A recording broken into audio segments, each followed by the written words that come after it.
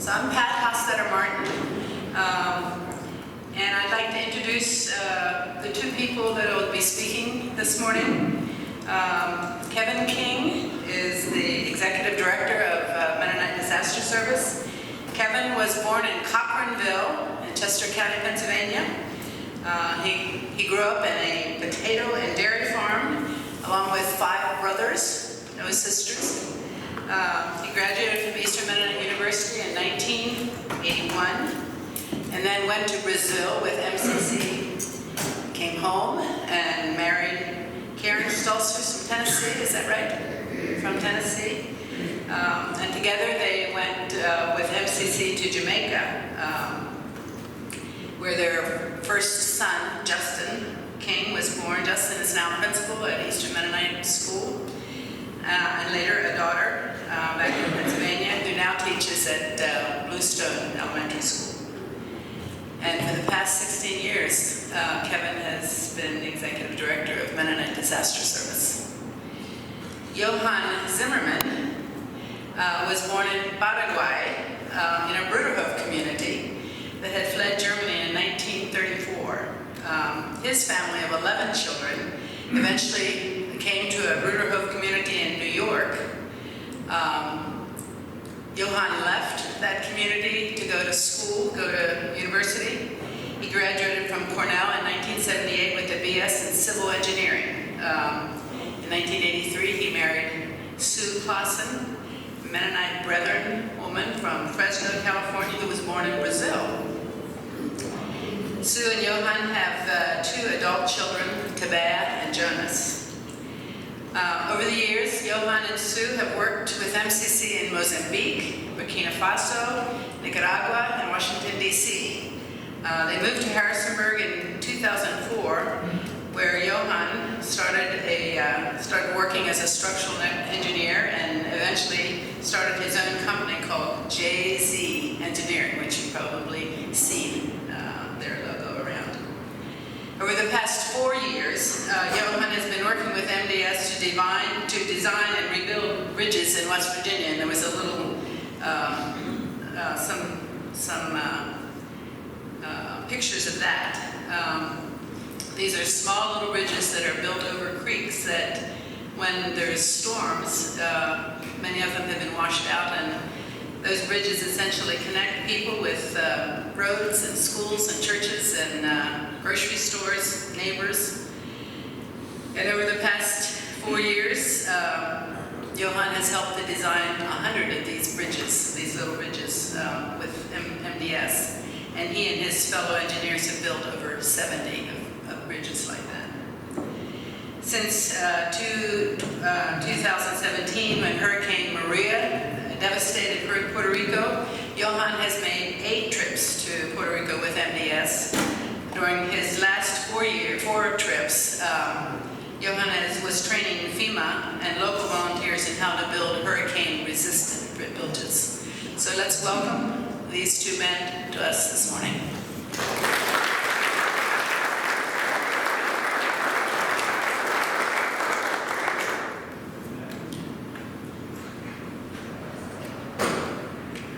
Good morning. What a great group to be with this morning. My name's KevinK, and thank you, Pat. What Pat did not say in her introduction is, it seems to be that wherever I go, there's a disaster. When I went to Brazil to help start a farming cooperative, it turned into it was a 5-year drought. So my work turned into water relief and dams and wells and building cisterns.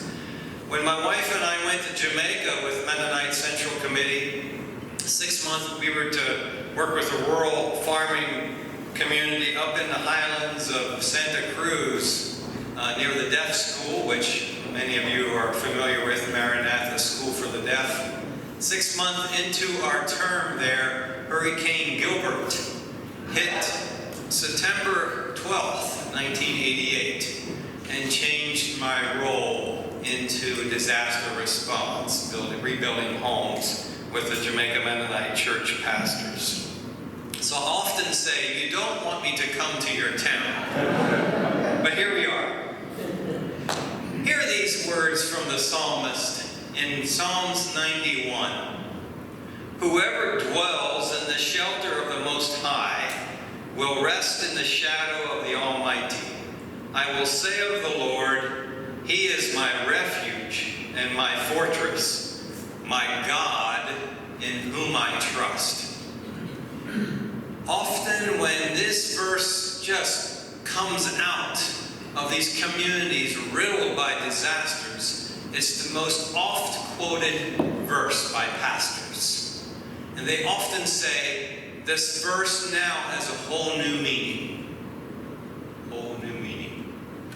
I will say of the Lord, He is my refuge and my fortress. What does it mean to be a refuge and a fortress? Certainly, I believe for Mennonite Disaster Service, a volunteer network of Anabaptist churches throughout U.S. and Canada, where we are invited or we enter into a community to respond, rebuild, and restore. And in that practice of restoring faith, hope, and wholeness, amazing things happen. So this morning we want to tell stories, we want to give a little bit of background. Most of our conversations will be focusing on Puerto Rico. And some of you are much more experts in Puerto Rico than I am, because our history goes deep into Puerto Rico, the Mennonite church there. And so then I'll hope to share the next 15, 20 minutes and give a general overview of what happened in the hurricane. And then Johann will do a deep dive as to what are we specifically doing. Then I want to open it up for questions at the end. So please, I relish that and look forward to that time. A little bit about Puerto Rico. It's important to know that Mennonites arrived on the island in 1946 as COs, or 1W. They went down there in a 1W program. How many of you have relatives or aunts or uncles that served in Puerto Rico? Anyone? Oh my, look at that. Puerto Rico was very formative for our young people. And it was very formative for Puerto Rico. Wherever I travel in Puerto Rico, the name Mennonite is almost revered. Because of the hospital systems, because of the agriculture, because of the churches planted. And so it's amazing wherever I travel, the impact that this has done. And I think the impact as well on our people here on the mainland stateside. Well, let's dive into this. I'll give a quick little PowerPoint overview. Turn it on. Here we go.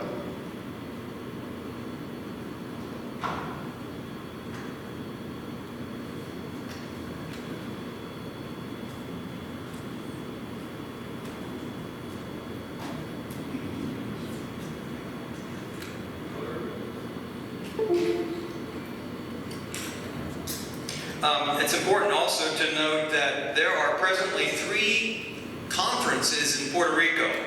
How many churches, just call it out, how many churches do you think, Mennonite churches, exist in Puerto Rico? Anyone want to guess? 20. Very close. 21. Good guess. Free t-shirt for you.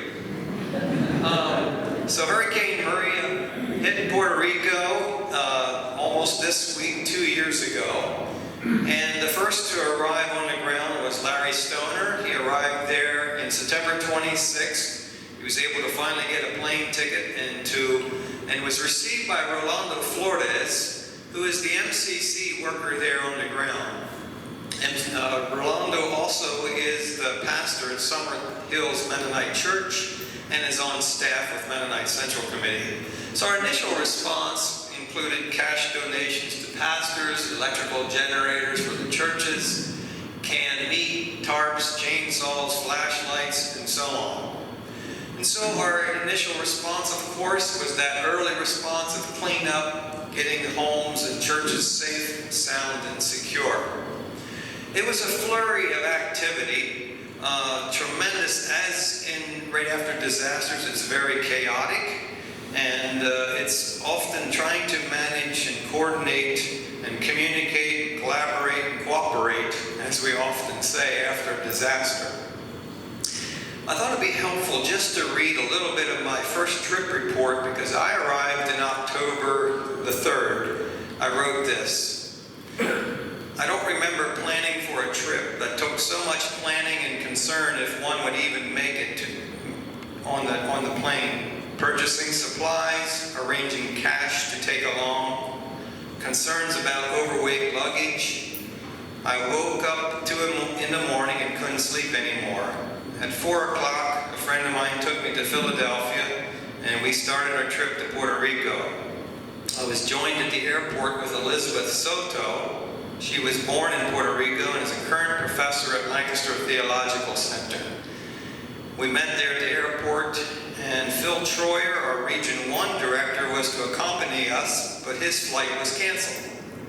So there he had all his luggage, and we had to take his luggage as well. And I was like, how's this going to happen? I got to the ticket counter in Southwest Airlines, and she said, where are you going with all that? And I said, San Juan. All that? I said, yes. She said, we're not having this conversation. And she just passed it all through and didn't charge anything. So I knew we were off to a good start.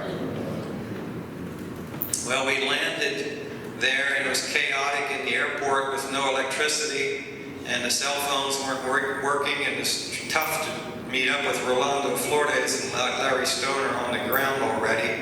But we soon made up, and we found our rental car. I wrote, President Trump was on the island, and traffic was hampered by his presence. We made our way to the Joint Field Office. The Joint Field Office, or JFO, is where the federal government and the state combine and put their offices, temporary offices, in one big convention center. So it's about 20 times the size of this room, about 400 people, and they divide up the room with, emergency, sanitation, education, roads, housing, shelter, on and on and on. Different departments within FEMA.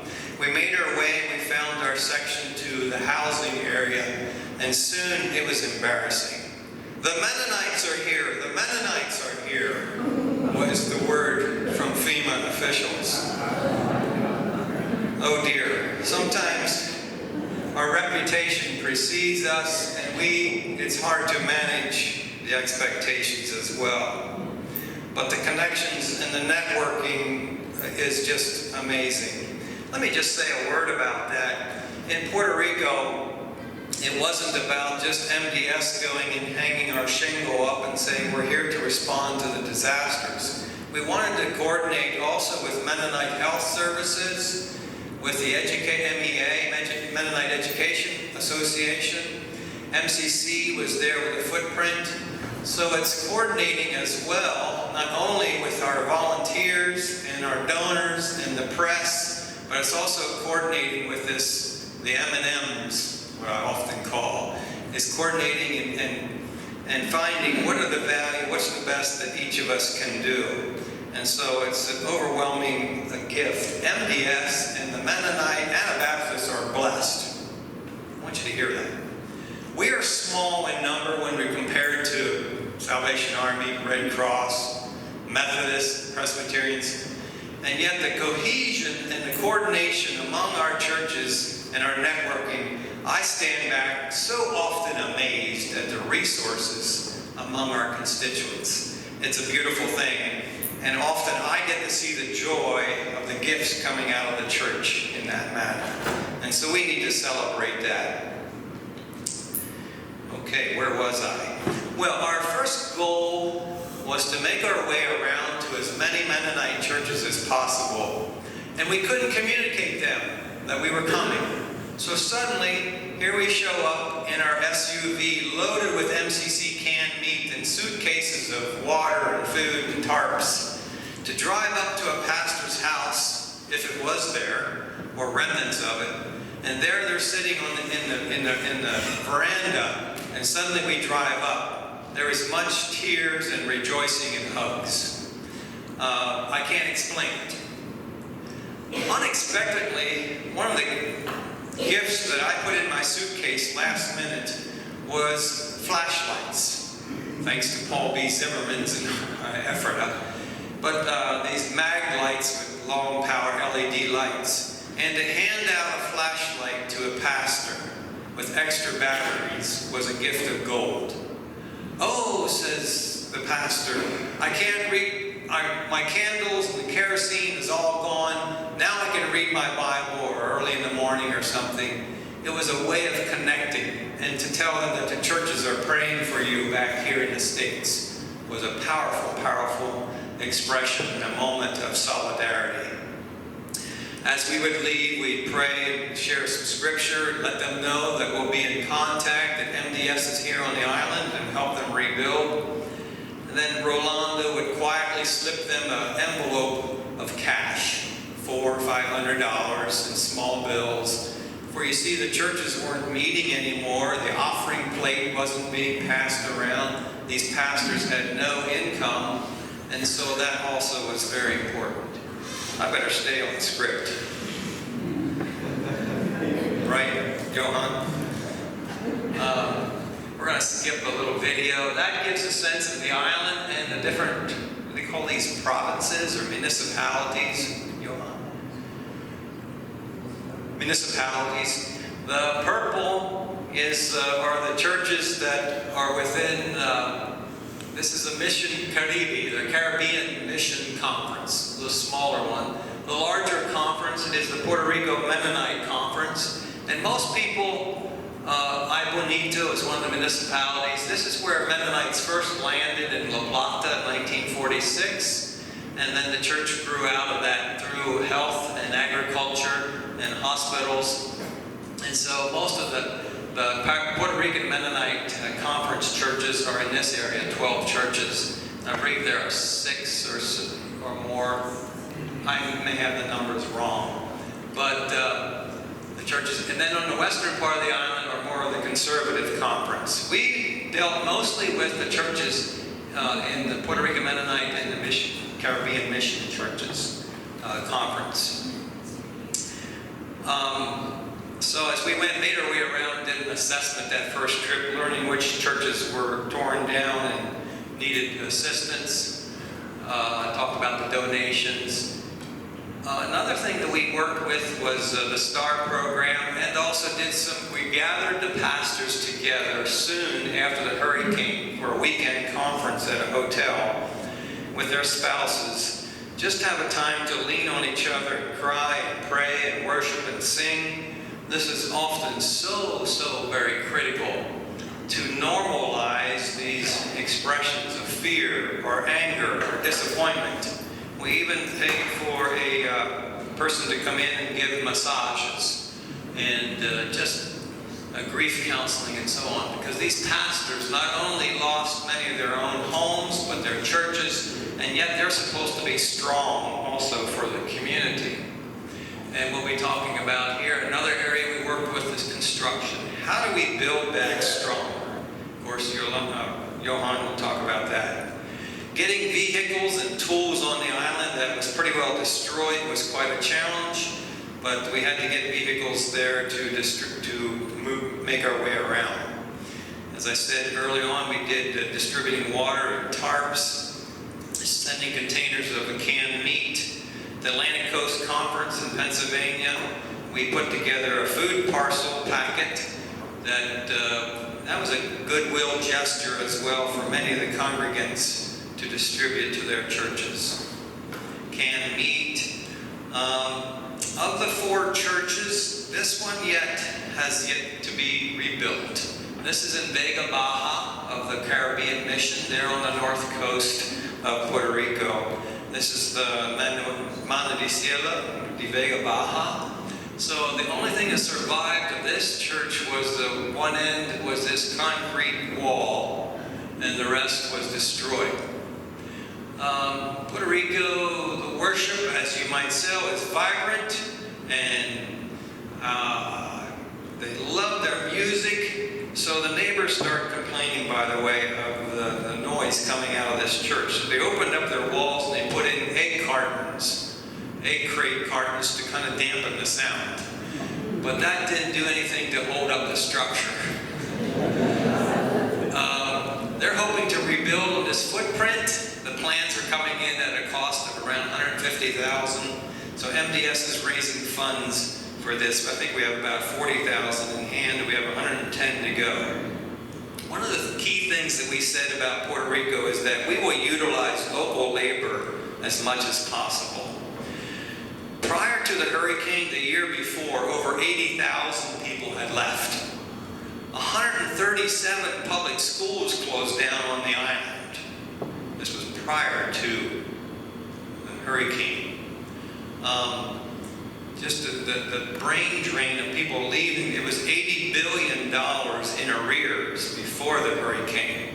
So Hurricane Maria was a way that kind of stripped the leaves off the trees and exposed the island for their vulnerability. As we continued around, we made visits to the different churches and the pastors and the different levels of damage, talking to their, this is the church, the house that you'll be working on, I think, next week, right, Johann? I don't know if you'll say anything about this or not. Some of these cases are lingering on. These people are longing to get back home. We also worked with the schools, the Bethany Mennonite Academy, Academia Mennonita de Betania, on the outskirts of Ay Bonito. They lost the roof of their music hall. So MDS, thanks to JohannZ engineering, we put the roof back on. Anyone who was there? And how many of you been to Bethany Mennonite Academy? Major school there. Now the roof is back on. We're excited about that as well.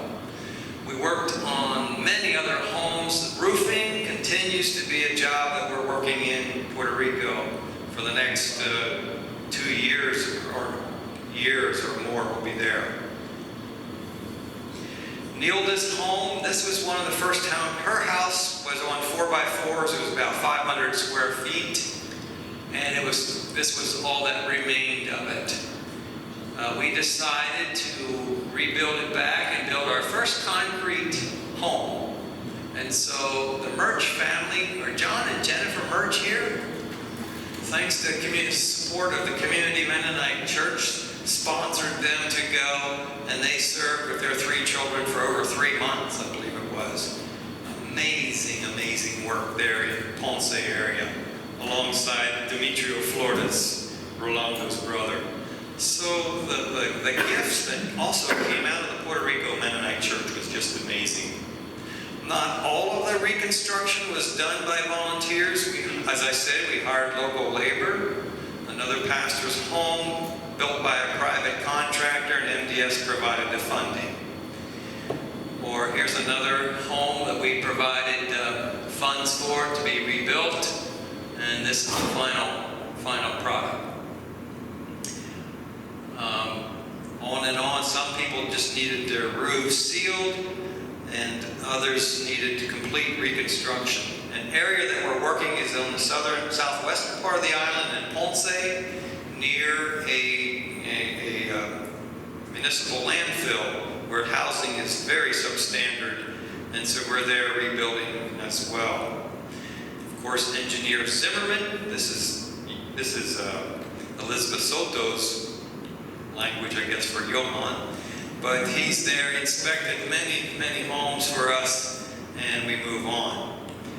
I'd like to just end with a story, and that is Miguel's house in Ponce.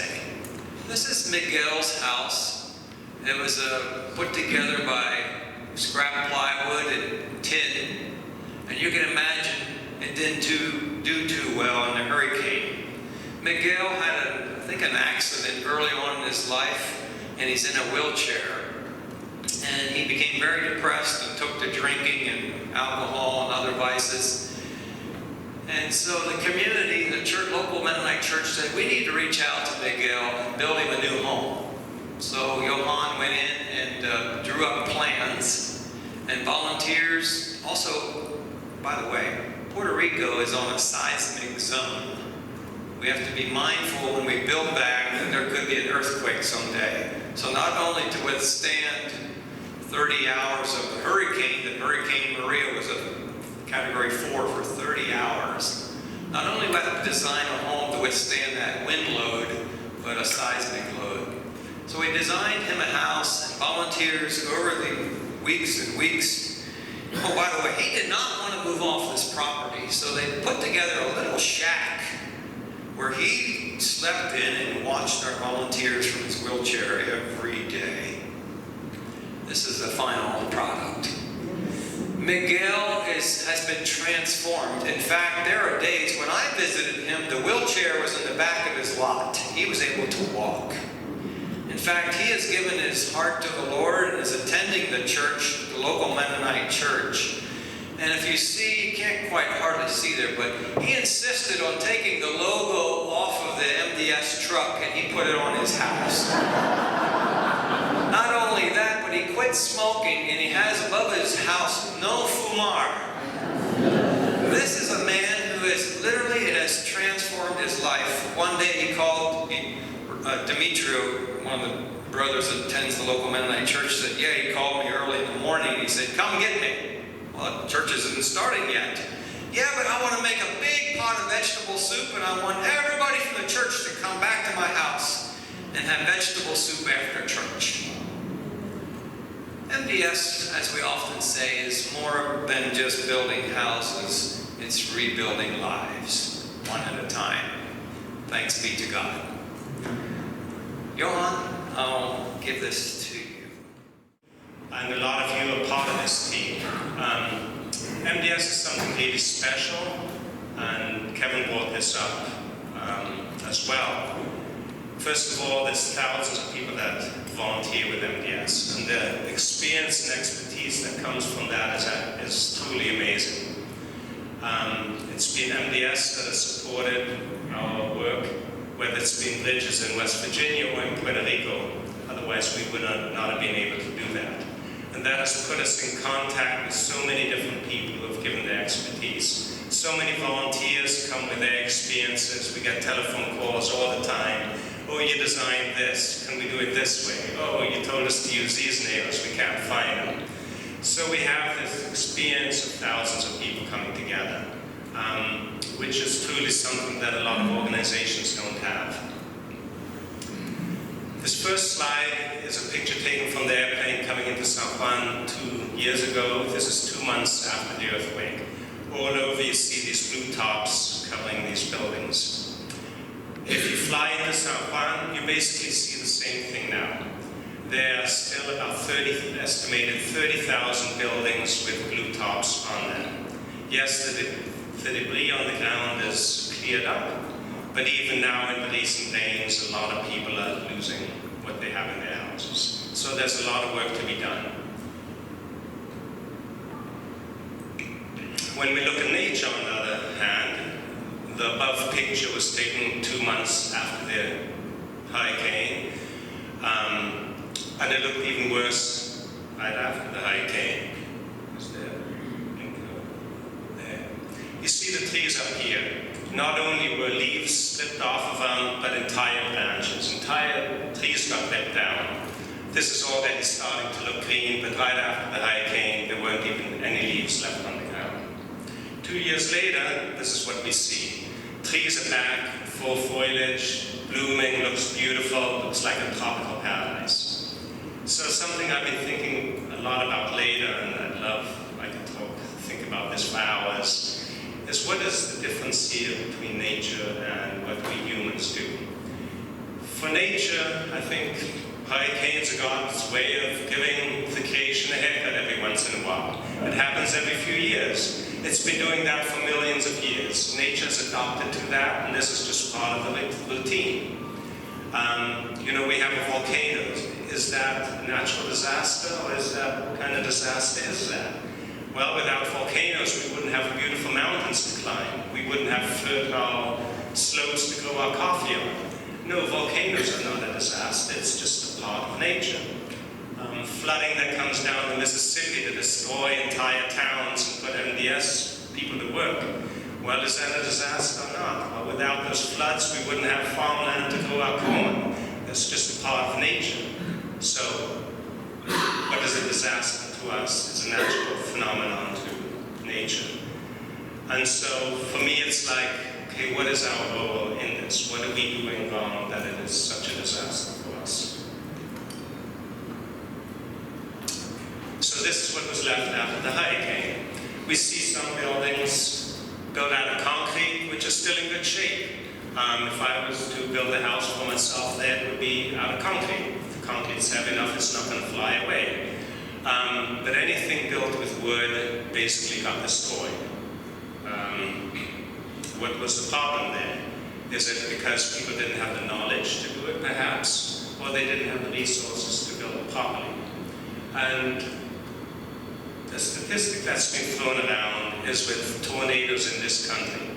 Tornadoes basically have a small funnel with high winds, maybe usually 100 feet across, maybe up to a quarter of a mile across.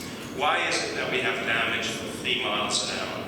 And it's estimated that 90% of the buildings that get destroyed by tornadoes were outside of the design speed limit that houses are supposed to be designed for, or built to. So it's because people are not building to code. Contractors maybe don't have the means or don't have the knowledge to build properly. Because I've seen pictures where hurricanes have gone through towns in Florida where whole neighborhoods have been devastated, and then they'll show, in the middle there'll be 5 houses standing.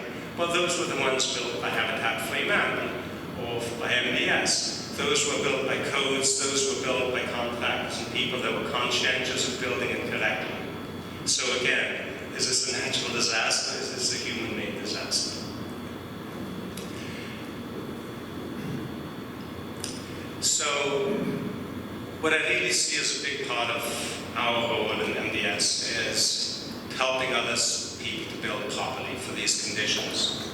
We can't keep sending volunteers to every disaster all over the country every 5 years to rebuild what was done. And so there's about 70 different volunteer agencies in Puerto Rico that receive funding from FEMA to repair roofs, about $5,000 per house or so. And so FEMA looked around and they saw the work that MDS was doing and said, let's share this knowledge with other organizations. And they asked us to give workshops to do this. Who do we give these workshops for? This is Miriam Lorenzo, who we worked with a couple weeks ago. She started an organization right after the hurricane. She just stopped what she was doing, started fundraising, and got this group of people together in her hometown. Of the organizations, the traditional organizations that we give workshops to, like church groups or relief agencies, it's an interesting observation that all of those are headed by men, kind of the traditional hierarchy. I think all the organizations that we work with that got started after the hurricane were started by and directed by women such as Miriam. Just an interesting observation here.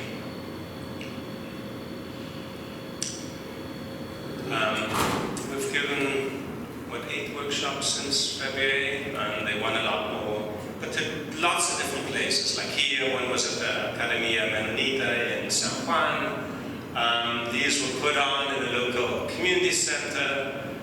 The last one was put on by a Mormon church, but they couldn't hold it in the Mormon church, so an adjacent plantain packing plant said, oh, you come use our place. This was with a Catholic organization, this one was in schools, so just a lot of different places. Who comes to these? A lot of them in some places are just weekend volunteers that work with, local volunteers that work with organizations. Here we have people from the local municipality, the local government, where the government is doing repair work. We have contractors coming from them. We have individual homeowners that come just to find out how to do repair work on their houses. The workshops are 1 day long, and the morning we give a presentation of how things got damaged during the earthquake. What are the mechanisms of failure?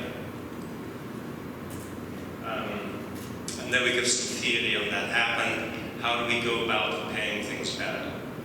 And then in the afternoon we do a workshop.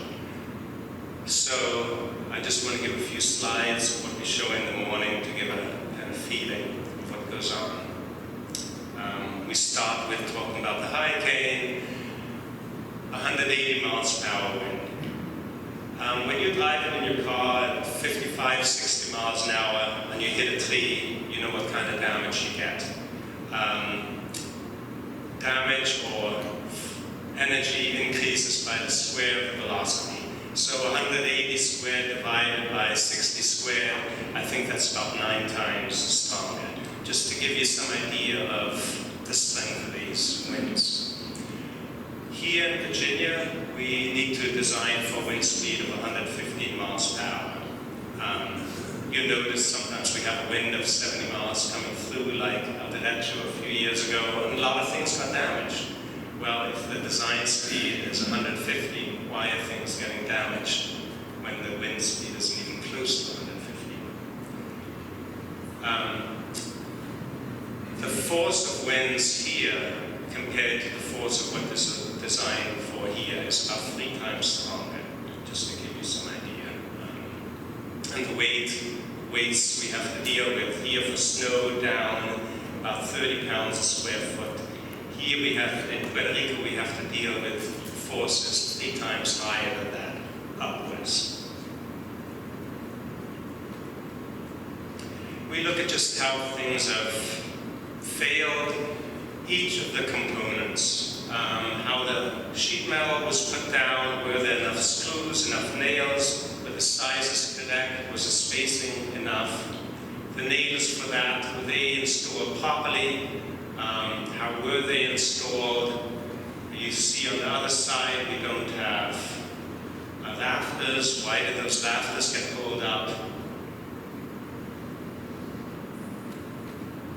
We look at how things were attached to the concrete foundations, the floors below. You know, the base plates, why were they ripped off of the bolts? Were the heads of the bolts too small? Were the bolts inadequate? Weren't there enough of them? Why did this wall here why is the wall gone where parts of the ceiling are still there? Why did it just get sucked out of the building or pushed into the building? Here's the school building in Netanya, Academia Menonita. A really good looking building, built out of reinforced concrete. Yet the roof is lying beside it. And that's metal roof, steel beams. What happened here that a whole roof of this building could get just lifted up and put down in the forest below. When we look at the building from above, we have really strong concrete walls, but you see nothing remaining of the roof itself. And I love this picture here because we're all standing around. What happened? We thought we had a good building. And it's interesting, the director of the school at that time, we were overlooking the school and he pointed at, oh, you see that building there and there and there? Those all have roofs. Those were built by Puerto Rican contractors. See those buildings over there, that one, that one, that one without roofs? Those were built by North American volunteers. And so what happened here? Well, in Virginia, like we said, we have snow loads. That's a heavy load going down. We're ready for 4 or 5 feet of snow pushing down on our buildings. We know how to put a post underneath it to keep it up. What we don't have here is the winds pulling up. So to have volunteers and contractors coming from here to build down there, we have no concept of hurricane forces. That is a human disaster. That's not a natural disaster. And while I was there at the school, there were volunteers rebuilding wooden roofs in the same exact way that they got torn off. So what are we learning here? How is our knowledge being passed on? Not only to our own volunteers, but to other volunteers or to local people. And basically the concrete construction that I saw in Puerto Rico was well done, like commercial buildings, buildings for people that had money to do correctly. Yes, they suffered water damage, because how do you prevent water from coming through windows where it's being driven at 180 miles per hour horizontally? You basically have to live in a fish tank to keep that kind of water out. But their structures were good. I forgot to mention these workshops are geared towards wooden roofs on wooden structures. We did not deal with concrete buildings at all. And basically, because the work that volunteer organizations are doing is for people that didn't have enough money to build correctly in the beginning. So it's more the lower income houses that have wooden roofs. The more financially equipped people could build out of concrete. They didn't need our services. And like in the case of this one here, we go into all the details. You know, here, a steel bar just got torn apart. You can see the jagged edge. Here, the beam just got torn off of the anchor bolts coming out of the wall. In this case, even the beam itself got licked out of the weld. We look at the wind forces, how wind comes over a building. Basically, a building is like an airplane wing. The wind comes over it. The building is supposed to go up into the air unless you tie it down. And what are the forces there that we have to counter? What are the forces of wind coming in through the windows and doors and pushing outwards and sucking outwards? The wind also wants to push over your house. The roof has to be adequately tied to the walls. The wall has to be adequately tied to the foundation so it doesn't get pushed over. We look at each of the details. What kind of connectors do we need for that force to get transmitted from each connector down to the walls, down to the beams, down to the foundations? If one of those connectors is missing, this building is going to fly away. Here we nail everything together. Nails are not adequate there. We need a metal tie connected for every piece of wood, all the way from the top to the bottom. And that is something that contractors from here just do not have experience with. We show a lot of photographs of repair work that we are seeing organizations doing, and show what's right or wrong about it. And we really say this is not just a presentation, this is an exchange. We use examples of everybody to talk about everything, and each one comes up with a better detail or talks about their details, so it's a real collaborative thing. Like in this case, no, you do not use drywall nails to put in hangers. Drywall nails are going to rust because they're going into pressure-treated wood. They also don't have the force of nails. In this case, something we don't do here, but we put a slab over the ridge beam to keep those rafters in place from flying up. We show an example of a front porch car. Basically, every front porch for hanging roof got torn off during the hurricane. Just as an example, the wind force on that little column is 2,500 pounds pushing up. 2,500 pounds, that's weight of that small Honda that we drove to church this morning. Except that's the force up. So how do we resist that force? And we look at different connectors that are being used, how they're inadequate, and then what has to be done. And sometimes, like the connectors that we need aren't even sold there. So we'll show an example later of this connector that we can't find in Puerto Rico, but what can people do to use the materials that they can find? Then we have handouts that describe for each level of the construction, how do you put in your trusses or your rafters, how do you attach your plywood, what kind of roofing paper or ice water shield kind of protective coating that we put over that. How do you attach the corrugated roofing or the galvan roofing, or the nails and screw spacings, what size to use. Kevin mentioned also earthquakes. This is Puerto Rico here, and it's part of what's called the Caribbean plate, which is the whole plate that goes around the Caribbean. It goes from Puerto Rico through Haiti, comes over, goes to Guatemala, Salvador, Nicaragua, Costa Rica, all these islands. And that's a very high seismic zone. So years ago, we had that earthquake in Haiti. Puerto Rico lies on the same earthquake zone and has a potential for the same kind of earthquake. In Haiti, they didn't have an earthquake for 200 years. 200 years, Puerto Rico had an earthquake even stronger than the one that they had in Haiti. This one 100 years ago was about the same strength. These are about 100 years apart, so is the next one coming now too, I think. You know, the anniversary of that 100 one was last year. When is this next one going to happen? So the question comes, we can't only build for hurricanes. Like a big issue in Haiti was they had all these big concrete buildings which were wonderful to protect them against hurricanes. Once we had an earthquake, they all fell down. So here we have a building built out of concrete, out of block. And these folks said they wanted to place this wooden roof with a concrete roof. We don't want our roof to fly away again. This makes sense to me. But this building is located on the side of a mountain. And on one side it's sitting on the mountain, and on the other side it's on columns. And you'll see thousands of houses like this in Puerto Rico. Some you can tell are well made, but the majority are not. So why not put one there? Well, do these concrete columns meet the seismic design requirements? I can't tell. What kind of footings are they on? Probably inadequate.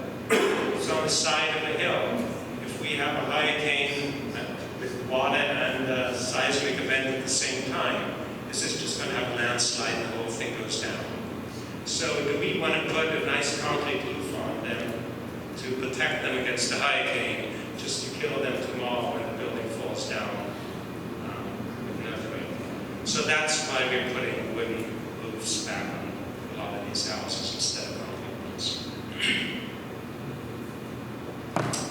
A fun part is always to talk about volunteers. We get a lot of input from this. Here we have this ragtag group. You might recognize some of them. There we have Earl, and there we have Miguel. There's some characters over there. What do you do with them when they show up at the job site? Okay, they're good for painting. Let's make things pretty. Paint is the same here as it is over there, and it looks beautiful. And my wife Sue had a wonderful sense of accomplishment at the end of that week. And this is Liane. Some of you might know her, Miguel Estrada. And then they're good for just chatting with people, joking around, having a good time. And that is important. We can't just go down there and do bricks and mortar. People need encouragement, and that friendship is really important. And I think volunteers are wonderful at doing that. But when it comes to work, people coming from here, whether it's volunteers or contractors, whatever, we need to be working on the people that are qualified and are knowledgeable about the hurricane and the seismic conditions. So not only do we need to train other organizations, it's how do we pass this knowledge on to other people going down with MDS. I think we're in a really good place to do that, and that's what we want to concentrate on. And this also means then training the local Puerto Ricans on how to do this. Because MDS project managers go down there for a month at a time, but if they don't have experience there, somebody needs to pass on the knowledge. And I think, Kevin, you said that's the same issue when we send volunteers down to Texas. They need to follow an MDS design, which has really been thought through for hurricane conditions, and not just do what they do here in Aspen. Then after the morning session of talking, we always have lunch. That's an important part for me, of course. And here there's a woman, Julia. And I want you to remember Julia. She showed up that morning, and all she wanted to talk about was the rain that the previous week had destroyed her house again. She had lost the roof 2 years ago from the earthquake, from the hurricane. It got rebuilt twice by local workers, and every time it fails. This time again, her blue top got ripped off, and she lost everything that she had. So she came to this as a homeowner. I want to learn how to do this right, so the next time people come to my house, I can point out all the things they need to be doing. So that's Julia. We start off by how do we concrete. And this is the Simpson dealer for Puerto Rico. You in the construction business know that Simpson, they provide most of the hangers that are used to wood and just about anything to get into the construction industry. And I called him up and said, hey, can't you donate material for these workshops? And he's now doing that. He just says, come to our warehouse with your list, we'll give you what you want. So I said, well, why don't you come and demonstrate it? So he showed up and he did the demonstration, and he said he wants to come to every one of these now and bring the material and do the demonstration himself. Then we go about just building a small model. All the wood is pre-cut in the morning by Jackie or whoever else is there to get it all ready. So all we're doing is nailing everything together, fasting it. And remember Julia, she's there with a camera taking pictures exactly of everything to show the folks how to do it. Here, how do you nail plywood? Every 4 inches on center. What's 4 inches? Well, you put one nail in, and you put out your foot, and yeah, it's about 4 inches from there to there. Get a good visual effect for that. Then we start putting up the walls. There's Julia with her camera. One wall after another. There's Julia with the camera again. How do you nail the corner? And here, remember the post where we didn't have the attachment we needed? Well, we've done some calculations, and you can use the post that they find locally, but you just add a slab to it, wrap it around, add a few more nails. Now it gives us strength that's needed. And how do you put on your rafters? How do you put on your siding? And finally, how do you put on the metal thing? And again, Kevin, you might not have seen this detail yet, but usually there's another piece of metal that goes over the edge of the roofing, and all is screwed together, and the wind comes and kind of tears it all apart. Well, this was a local contribution. They said, well, we just take that roofing, we bend it over, and then screw it in over here, so we don't have anything flapping around. And that's about as strong as you can get. So it's always fun for people to put their own input, and every show we give is a little bit different because we've always changed one detail from the previous one. And a big deal at the end is always signing, and here's Miriam. Remember Miriam, who started Stronger Than Maria. They're all happy, everybody takes pictures of each other and has a good time building it. And then this is either used as a small children's playhouse, or a little chicken coop, or a little shed that they store stuff in. So that's it for the workshops. This is your Puerto Rican crew. You've met Rolando already previously. Here's Demetrio Chiro, who some of you might have met. Here we made the pictures at the relief sale last year. He's coming this year again, so be sure to show up and buy pictures from him. Tony, he's the MDS helps him for the work there. He does a lot of the organization for projects and policy.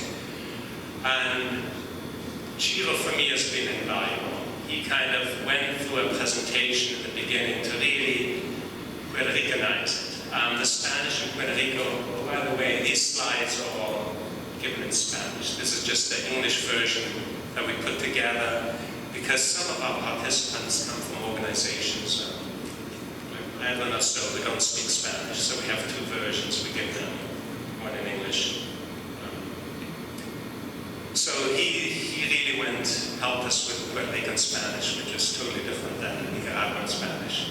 And helps us get material and just organizes these things. This is the narrator who we will be building a house for in a week from now. And here's JackieZ, and she will follow me now and give a little presentation of one of our last workshops. Yeah, as Johan said, my name is JackieZ, and I just started working for Johan back in March. And by May, he was already tired of me, and he kicked me out to Puerto Rico for 3 weeks. So that first week, I went down ahead of Sam and Johan. They joined me for the last 2 weeks, actually. But the first week, I was volunteering with MDS. down in Ponce with Chiro and Tony, and I was actually the only MDS volunteer that week. So I was by myself, working with Tony and two other younger guys who really didn't have much construction experience. And we were supposed to lift up these 26-foot long wooden trusses onto a roof, and there were about 20 of them. We really didn't have the capability of doing that. So one of the really neat things about what's going down in Puerto Rico right now is it's not just MDS doing this work. There's other organizations, and there's even local organizations. And so there's this group called AMB. It's about 6 or 7 Puerto Rican guys that are working on the West Coast, really trying to change their community. This is the community that they're working in, actually. But they mainly get their funds from FEMA, and sometimes it's really not enough to do all the work that they want to be doing. But MDS has a lot of wood, and so there's kind of this interchange of this Puerto Rican crew will come over and help MDS sometimes when there's no volunteers. They'll volunteer their time and their labor. In exchange, MDS will give them wood for them to go off and build roofs and houses. So it's not just about one organization trying to do it all, but they're working together. So I got to meet this crew from the West Coast, and man, they made it. They just worked so hard. Within a day, they had all those trusses up on the roof we were working on. The next day, they had 3/4-inch wet, really heavy plywood up on the roof. I mean, it wasn't their house or their community they were working for, but they still worked hard. So it was just a pleasure working with them for those 2 days. That first week I was down in Puerto Rico. Well, come to find out, that actually was the crew that the following week, Johan, my coworker Sam, and I were going to help train. We were going to do a week-long workshop on how to build trusses and how to put them on roofs. So we went over to the West Coast the second week I was in Puerto Rico, and we started working with this crew. Well, the first day, as we came to this building, and it's a concrete building, but it had its wooden roof blown off. We start learning about what this community is like that these guys have been working in. And previously, this community was known for drugs, for violence. There were deaths reported every year. But as this crew has come in and started working and helping to put roofs back on these homes, the community has really started to shift. There's hardly any deaths reported in the community anymore. They're really working not to have drugs there anymore. So really, this crew has really been affecting this community. And in particular, there's one guy that we were working with that we really started to get to know. His name's Brian. And Brian is an example of who is coming out of this community.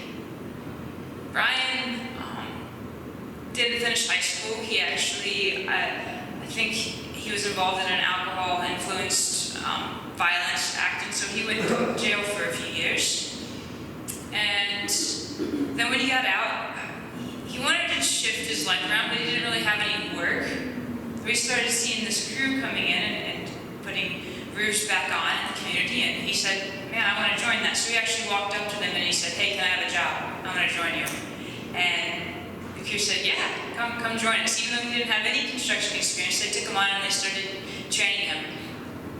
Well, Brian's never owned a house, but these 4 walls were owned by someone in his family, and so he bought it from him. And so as we were going to talk with the crew, we found out that this was actually going to be Brian's first house. We were going to be working on the first house he would ever own. He has a wife and a few kids, but he doesn't have a house. And honestly, that was just such a neat experience throughout the week. Getting to work with Brian and his crew, they were just all so excited that Brian was going to get his first house. And you could even see the hope that Brian had for life. We were talking with the lady who kind of runs the crew, and she was saying that now Brian just has hope, and he wants to go back to church. He wants to turn his life around. He's just so excited Even as we were making decisions about the house and getting to ask Brian what he wants and how he wants it done, there's just a dedication in him and in the crew to do it right and to learn well. So we spent the week getting to know Brian and the crew. So basically for that week-long workshop that we did, we started from step one, and the house we were working on was not square at all. I think one side was 17 foot long and the other would be like 23 foot, and then I think one side was 26 and the other was 31. Who made a house like this, you know? So we had to teach them, all right, when you have an unsquare house, how do you put trusses on there to make it easier for you? And so we did a lot of theory work as well as actual construction work. So we wanted to take the time to show them how to do it right and why you do what you do. So this is Johan here writing numbers on the wall and teaching them how to do a right triangle. That's Brian. So then throughout the week, then we started teaching them how to make a jig pattern for trusses. And then eventually we got them all up. And there's Brian again. And then for every step we would go back and just explain to them, why are we doing what we're doing? At this point we have our trusses up and now we're moving into the plywood and the water shield and the metal. And so why do we need that plywood? Why do we need to put so many nails and screws in? What's the point of using all of this material? And the guys really were engaged and really wanted to know it. They wanted to do it right. So this is the crew putting on the ice and water shield on top of the plywood of the house. Yeah, that's Brian. That's Miguel, the leader. Yeah, and then eventually we have this house. And what was really neat, it was fun getting to work with this crew. Johan and I actually went down to Puerto Rico a couple weeks ago, and we ran into Miguel, the leader of the crew. Well, he was actually helping us with one of the workshops to cut up the wood. But he said they just got a roof done in 2 days with doing all the trusses and the plywood and the water shield and the metal. So they took what they learned during that week and they're just really applying it. And yeah, just that eagerness to help their community. I've just really appreciated the chance to be able to go down there and honestly learn from these guys as well as try and teach them how to help their community. So it's been an honor and a privilege to be working down there. Thank you, Jackie. And now we'll open it up for questions. Can you read the name brand of that cover on there? How many of you noticed that? I think it's really appropriate name that we're covering these homes with grace. How appropriate. And as Jackie mentioned, this collaboration of learning from each other back and forth is very key for our MDS work. Are there questions? Comments? I'd much rather answer questions than hear myself talk all mornings. Is Mark Nisley here? There's a couple of folks I want. Yes, so where's Mark? There's a number of folks that were just so key. There was a driver, John Driver, was also helpful in Puerto Rico. Some of these folks we pulled out the woodwork and said, you know Spanish, you know Puerto Rico, would you go for us? These folks were clutch. So thank you, Mark, and many others as well. It is making this program possible. I can't state it enough. It's an island, but to get there back and forth and getting resources has been always a challenge. In Texas, or Hurricane Harvey, or Irma in Florida, or if you're crazy enough, you can drive for 24 hours and you can deliver the supplies. But on an island, it takes time, it takes resources. Questions? Are there local codes on the island that would require the kind of engineering things you're wanting to teach them? So the question was, are there codes on the island that would require teaching Rico is a territory, and it has the same codes that we have here on the mainland. It's governed by the same codes. Who enforces them is the issue. So when it comes to commercial construction, that what I've seen is very good. But locally, you do not have inspectors. You have a building department, but every construction needs to have either an engineer or an architect on the job. They're the ones that need to do the inspection. So like the buildings we're working on, I would say 99.9% were not built with a building permit. And we're not built to codes. But supposedly they're supposed to be built by codes. So that's also a tricky line for MDS. How far can we go with that? We need to have a local engineer on each project, but when does that kick in? We can repair roofs without that, but when it comes to entire buildings, we need a local person. On our plans, I always put we need a local engineer, and what happens to that, I don't know. That is an issue. Yesterday in our church we heard a quip that seems to have potential. FEMA, they said, really stands for Find Every Mennonite Available. On a more serious note, an economic question. You heard in the news recently something about shipping regulations that place Puerto Rico at a disadvantage. Ships from other nations cannot unload in Puerto Rico without first unloading in a U.S. port. Is that, do you have any information on that? Yeah, I don't have total information, but again, yes, the U.S. often looks out for its own interest, whether it's international relief aid, USAID tries to ship our own product. So it has to be American products rather than using local resources. So that's often very much a disadvantage when we could be using local resources and stimulate the local economy. As a segue to that, I often say in times of disaster, even like the Bahamas, people want us to say, oh, those dear folks, they don't have any clothes, let's send clothes, or let's send water, and I often say, please do not send stuff. Cash is always best. So if you could help us get that message out, cash, I often say you don't have to warehouse it, you don't have to ship it, you don't have to inventory it, and it stimulates the local economy. In Hurricane Sandy, for example, that hit New York City, I was there in Staten Island, and locally, trucks were coming in from Ohio, bringing pickup loads of water to Hurricane Sandy. Just 6 blocks up the street was a grocery store that they could buy water. So it's all good intentions, but shipping stuff too, and is often the second disaster. In Hurricane Harvey, over 70% of the aid sat there and had to be disposed of later. So I can't stress that enough. Unless specifically requested by an organization, do not ship stuff.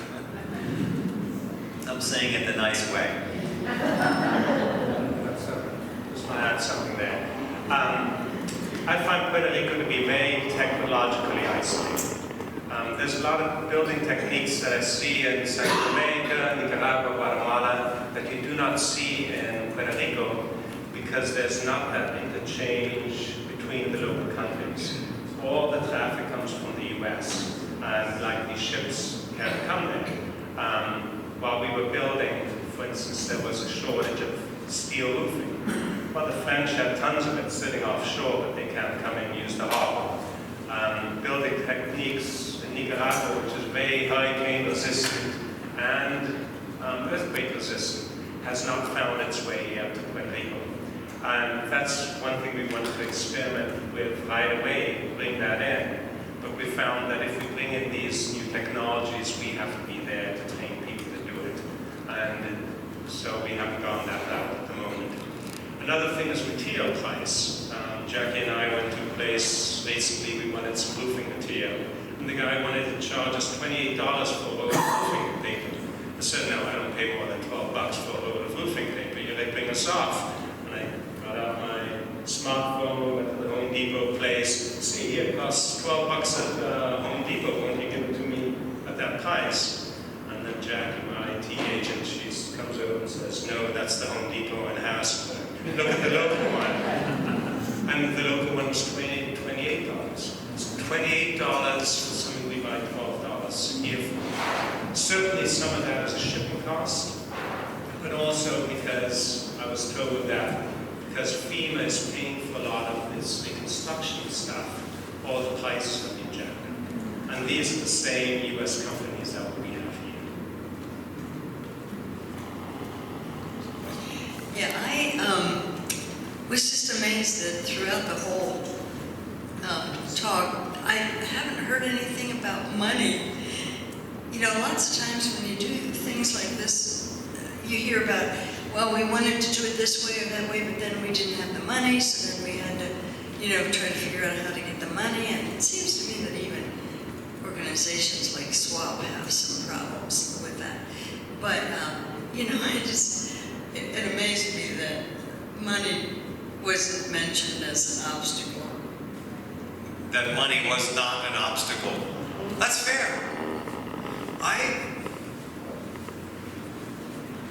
I marvel at the generosity of our people. MDS is blessed. We don't have a development. I'm not slamming any other organization. Can I say that? Please hear me. We don't have, well, we have one development officer in our office. But a key thing, John Lapp, the executive secretary of MCC, once said of MDS, the key principle of MDS is, Kevin, I was once bemoaning that we didn't have fundraisers and all that. He said, no. The secret to MDS is once you tell the congregations your barns are empty, churches will respond. I've seen that. It's an overwhelming sense of generosity to say, we want to help. Okay, I can't go, but I'll give. And so we're blessed today. Yes, at times you may hear us say, we need help. And we do. That will be genuine. But I thank you as a congregation here in the Valley for your generosity. Foundations are reaching out and learning about MDS. From Toyota Foundation to the Margaret A. Cargill Foundation to Michael and Susan Dell Foundation. The week after I came back from Hurricane Harvey, I got a phone call. Some of you heard me tell this story. Dell Foundation makes Dell computers. This lady called me up and said, is this Kevin? Yes. Are you with the Mennonites? Yes. She said, I'm with the Dell Foundation. We have $36 million for Hurricane Harvey. How much do you need? What would you say?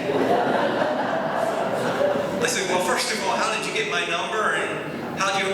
Oh, she said, oh, I'm sorry, Mr. King. She said, a friend of mine works for the foundation in New York City during Hurricane Sandy. I said, oh, yes. We know them. Yes, she called me and said, you call the Mennonites, they're the best.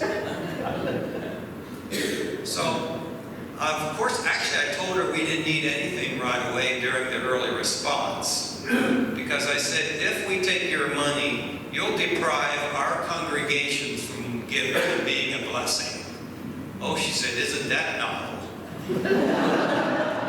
Then I went on to describe, before she hung up on me, how we have long-term recovery.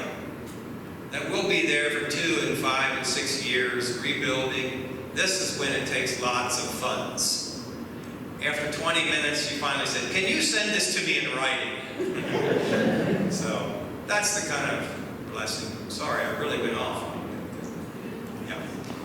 I spent a couple of weeks last year in Wisconsin. I was wondering how that project was coming along. I had a great time with Sebastian and Dave. You remember them from Ruderhoff Place? Yes. Utuado, you said. Where did you say? Utuado, yes. We are starting up again this fall in Utuado and in Ponce. So the north central of the highlands. Bonito has been kind of the Goshen or the Lancaster Mecca And so we're moving out of that into the highlands of Utuado, and we'll continue to responding now down into the city. Many of these roofs that Johan said, 30,000 roofs yet to go. So we're going to focus on those two areas of roof repair in Ponce. Ponce has just been an amazing model. Chiro and Letty, this couple that's coming to the relief sale again, get to know them. They said, this model of MDS is beautiful. In fact, we can do this. And so we're sending volunteers, and then they're coordinating the response. So it's been a fun model. Is the church complete now, though? Yes, the church, Pastor Deborah, the church and the parsonage is finished. It's beautiful. And they're just so grateful to MDS's response. I think, Earl, you worked on that, and a couple other people. Sue, you had your comment. Thank you. I have 2 comments. I wanted to respond to your comment, Sally. I think what's different between MDS, say, and when some of the other Mennonite organizations is an emergency pulls at our heartstrings. And so then we're wanting to give something immediately because of the emergency and how it's portrayed in the media, etc. So that's wonderful. Take advantage of that. And I want to thank Jackie for being part of the team and showing that women can do this as well, both American women and Puerto Rican or anywhere else. And I think that's just awesome that you're part of the team.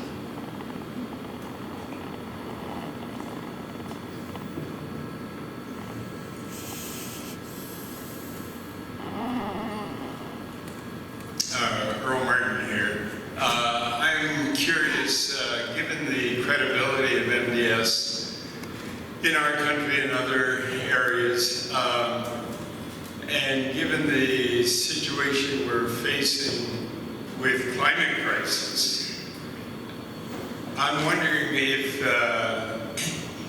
how MDS sees itself now with respect to advocacy on climate crisis mitigation, because we're in the front lines on that. And is it possible, or is it happening, that MDS is using its voice to speak to the issues of fossil fuel use and things like that, so that we have fewer of these extreme kind of weather situations? Is this part of the ministry of MDS, or will it be, or can it be? I'm wondering what your thoughts are on that. Well, you all are MDS, so we want to listen to the voices of the constituents. We don't see ourselves starting an advocacy branch within MDS, but I think in the practices and the praxis of how we build back in mitigation and stronger.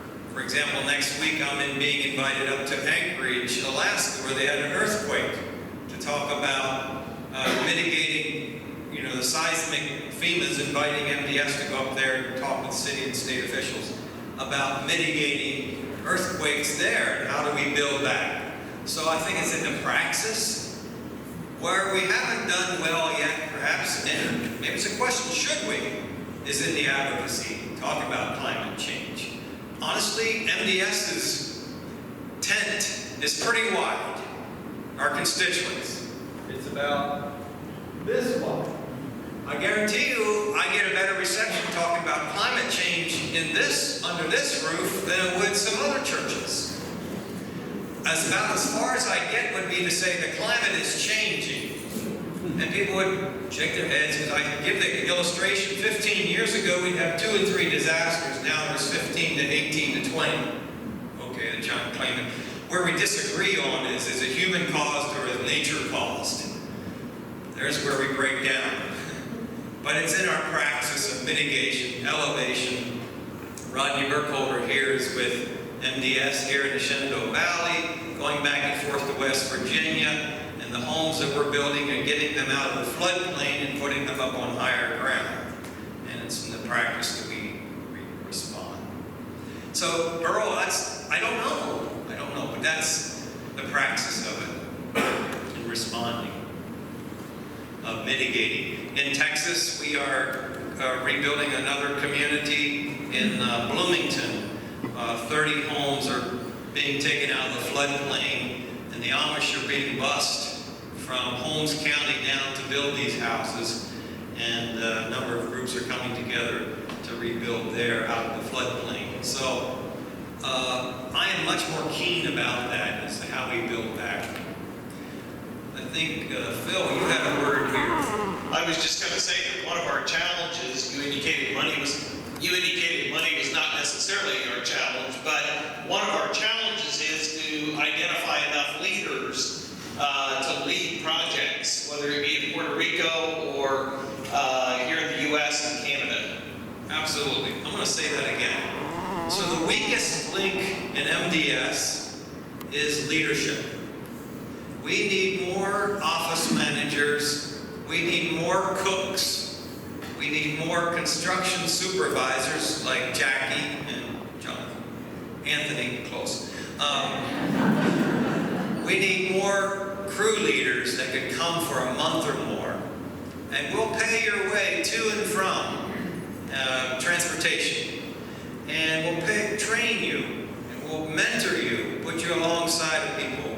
That is our weakest link in MDS. This fall, we're opening 16 locations, or going back to many of them. That's unprecedented. We've never had that many locations throughout US and Canada, all the way from Saipan to California fires, to Texas hurricanes, to Florida, to now the Florence and Matthew and Michael in the Panhandle, West Virginia. Last week, 2 weeks ago, I was in, where was I? British Columbia, so Canada. So we have quite a number of projects that we need leadership. Short-term volunteers are coming, and there's some weeks there too. But as you go back to your congregations, as you go back to your homes, go online, poke, prod, pinch, grab some people, and sign up for MDS for a week. You don't have to be a skilled carpenter. If you have 2 hands and 2 feet, we'll make you tired before the day's over. And we'll match you with a skilled volunteer. Erwin, what's your skill with construction? You can do about anything, but if we had to lay tile, you can do tile, we can put you with somebody else, or if you had to do electrical work, we'll put you in a team. Then we need Erwin. Put him on my list. Put him on, Phil, get him on the list. I think we're about out of time. I've heard it. Are you saying that if Urban can do it, anybody can do it? That's right. I did have a question, if I could, related to that. You had mentioned earlier that you try to use as many local people as possible. Seems to me that there's an interesting dynamic and almost contradictory things happening when you're calling for volunteers to come, and yet we're trying to enhance the involvement of local persons. How do you deal with that? How do you come to grips with that? Well, especially for Puerto Rico, when you're spending $700 for an airplane ticket, maybe $500 if you got lucky, and we spent that much money, $500 could go a long way in Puerto Rico to employ someone to paint. So that was especially pertinent for us in Puerto Rico. Stateside, we are volunteer-centric, so we send volunteers in. Where we need to, we'll hire local code or electricians, HVAC people. But in the mainland, we are volunteer-centric. In the islands and the far-flung areas of Saipan, it does make sense to hire local labor as much as possible, especially when there's high unemployment. But it's a delicate balance.